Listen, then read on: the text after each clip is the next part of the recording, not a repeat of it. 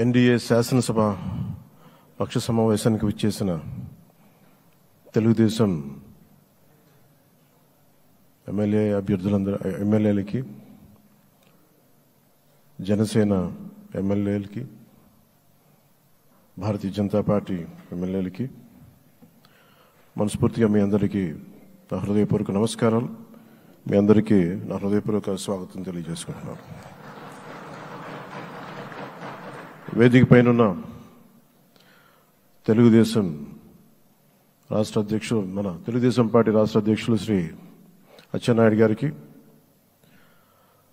Bharatiya Janata party అధ్యక్షురాలు శ్రీమతి దగ్గుపాటి పురంధేశ్వర గారికి నా హృదయపూర్వక నమస్కారాలు. తాడేపల్లిగూడెం సభలో నేను చెప్పినట్టుగా ఒక దార్శనికులు, 4 దశాబ్దాల సుదీర్ఘ అనుభవం, ఎన్నో ఒడిదుడుకులను ఎదుర్కొన్న తెలుగుదేశం జాతీయ పార్టీ అధ్యక్షులు శ్రీ నారా చంద్రబాబు నాయుడు గారికి నా హృదయపూర్వక నమస్కారం.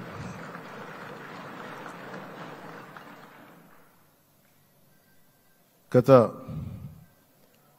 దశాబ్ద కాలంలో రాష్ట్ర విభజన జరిగినప్పటి నుంచి ఆంధ్ర రాష్ట్ర ప్రజలు నలిగిపోతున్నారు.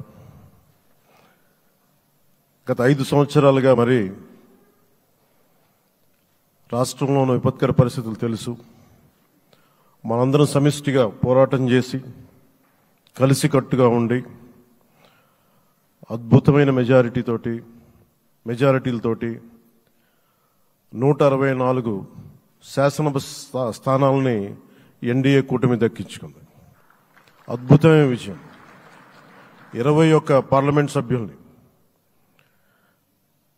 మన సెంట్రల్ హాల్లో కూడా మాట్లాడుతూ ఉంటే అందరికీ ఆంధ్రప్రదేశ్ విజయం, తెలుగుదేశం, జనసేన, భారతీయ జనతా పార్టీతో కూడిన ఎన్డీఏ కూటమి విజయం దేశం మొత్తం చాలా ఒక స్ఫూర్తినిచ్చింది.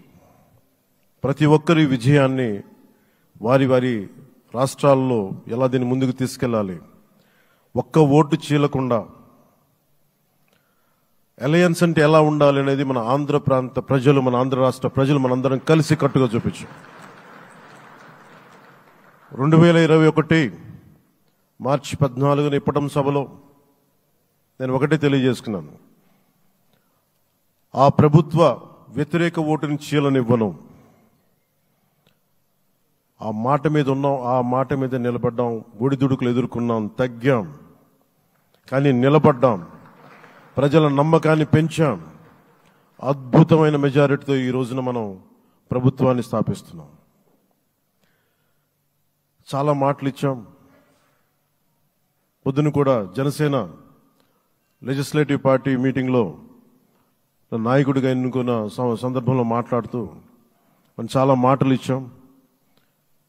ఇది కక్ష సాధింపులకి సమయం కాదు, ఇది వ్యక్తిగత దూషణలకి సమయం కాదు. ఇది 5 కోట్ల మంది పైగా ప్రజలు మన మీద నమ్మకాన్ని పెట్టుకున్నారు. మన మీద మనందరం ఉమ్మడిగా, మనందరం సమిష్టిగా ఆంధ్రప్రదేశ్ ప్రజలు ఏ అభివృద్ధి అయితే కోరుకుంటున్నారో మనందరం సమిష్టిగా దీన్ని ముందుకు తీసుకెళ్లాలి, అభివృద్ధి పథంలో నడిపించాలి.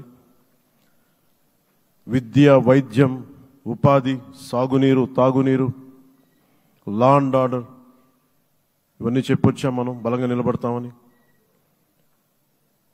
అలాగే మేనిఫెస్టోలో, ఉమ్మడి మేనిఫెస్టోలో చాలా మాటలు ఇచ్చాం. వాటన్నిటినీ బాధ్యతగా ముందుకు తీసుకెళ్లాల్సిన అవసరం ఉంది. ఇలాంటి ఛాలెంజింగ్ టైమ్స్లో ఒక సుదీర్ఘమైన అనుభవం ఉన్న నాయకులు కావాలి. 4 దశాబ్దాల అనుభవం, అభివృద్ధి మీద అపారమైన అవగాహన,